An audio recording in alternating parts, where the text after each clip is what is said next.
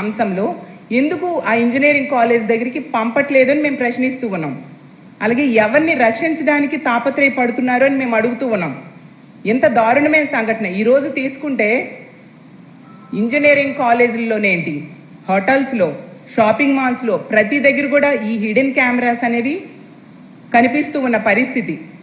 ఇలాంటి hidden కెమెరాస్ని identify చేసే వ్యవస్థని తీసుకురావాల్సిన అవసరం ఉంది. గతంలో జగన్మోహన్ రెడ్డి గారి ప్రభుత్వంలో దిశ యాప్ అనేది ఉండేది. ఆ యాప్ కనుక ఉంటే ఇలాంటి సంఘటనలు జరిగేవి కాదు. ఎందుకంటే వారం క్రితం నుంచే ఆ విద్యార్థులు గొడవ చేస్తూ ఉన్నారు. వాళ్ళకి డౌట్ వచ్చింది. దిశ యాప్ ఉంటే SOS బటన్ నొక్కి వాళ్ళు కంప్లైంట్ ఇచ్చేవారు.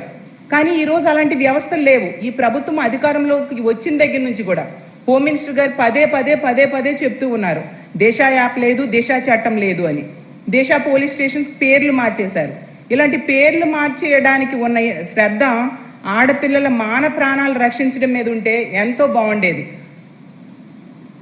అలాగే దిశ యాప్, దిశ చట్టం అనేది ఇలాంటి దుర్మార్గుల నుంచి ఆడపిల్లల్ని రక్షించడానికి జగన్మోహన్ రెడ్డి గారు ఏర్పాటు చేసిన ఒక ఆయుధం. అలాంటి ఆయుధం తయారు చేసిన వ్యక్తి మీద కోపంతో ఈరోజు మీరు నిర్వీర్యం చేసేశారు. దీనివలన ఆడపిల్లలు, ఈ రాష్ట్రంలో ఉన్న మహిళలు, ఆడపిల్లలు దానికి బలవుతూ ఉన్నారు మీరు తీసుకున్న నిర్ణయం వలన. గతంలో మనం చూసాం, ఈ దిశ అనేది తెలంగాణలో ఒక ఆడపిల్ల మీద అత్యాచారం జరిగితే అలాంటి సంఘటనలు ఆంధ్రప్రదేశ్ రాష్ట్రంలో జరగకూడదు అని చెప్పి దిశ యాప్ను తీసుకొచ్చారు. దిశ చట్టం తీసుకొచ్చి అది కేంద్రంలో పెండింగ్లో ఉన్న అందులో అంశాలన్నీ జగన్మోహన్ రెడ్డి గారు ఇక్కడ అమలు చేయడమే కాకుండా దిశ పోలీస్ స్టేషన్స్ తీసుకొచ్చారు, DSP స్థాయి అధికారులను పెట్టారు. అలాగే సచివాలయాల్లో ఒక మహిళా పోలీసుని ఏర్పాటు చేయడం జరిగింది. వాలంటీర్ వ్యవస్థ, సచివాలయ వ్యవస్థ, ఈ మహిళా పోలీసులు వీళ్ళందరూ ఒక మానిటరింగ్ ఉండేది సమాజం మీద, గ్రామాల మీద, వార్డుల మీద. దానివల్ల ఎవరికైనా తప్పు చేయాలంటే ఒక భయం ఉండేది. తప్పు చేస్తే దొరికిపోతాము. ఎంత వ్యవస్థ జగన్మోహన్ రెడ్డి గారి ప్రభుత్వంలో ఎంత వ్యవస్థ మమ్మల్ని చూస్తూ ఉంది అనేసి ఒక భయం ఉండి ఇలాంటి దుర్మార్గులు ఇలాంటి తప్పుడు పనులు చేయడానికి భయపడేవారు. ఈరోజు అలాంటి మానిటరింగ్ వ్యవస్థ లేదు. వాటిని నిర్వీర్యం చేసేశారు. ఈరోజు ఏ వ్యవస్థ, వాలంటీర్ వ్యవస్థ లేదు. అలాగే వార్డు, గ్రామ సచివాలయ వ్యవస్థను కూడా నిర్వీర్యం చేయడానికి ప్రయత్నిస్తూ ఉన్నారు. అలాగే దిశ యాప్ లేదు, దిశ చట్టం లేదు. దానివల్ల ఈరోజు ఈ కూటమి ప్రభుత్వం అధికారంలోకి వచ్చిన దగ్గర నుంచి కూడా చూస్తూ ఉన్నాము.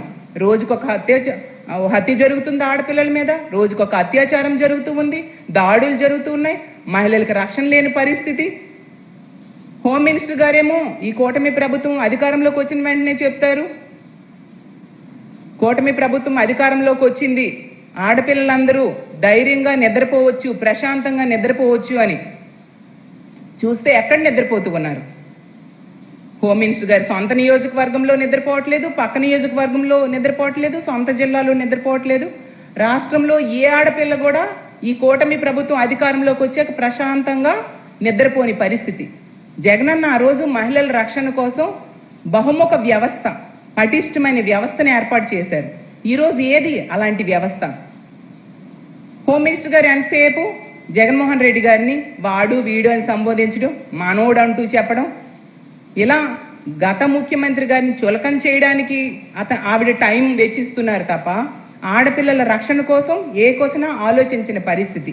కూటమి ప్రభుత్వం ఆడపిల్లల రక్షణ కోసం ఎటువంటి చర్యలు తీసుకోకుండా ఇప్పుడు ఇలాంటి సంఘటనలు జరిగినప్పుడు ఆ కేసులు నీరు కాచడం కోసం ప్రయత్నిస్తూ ఉన్న పరిస్థితి.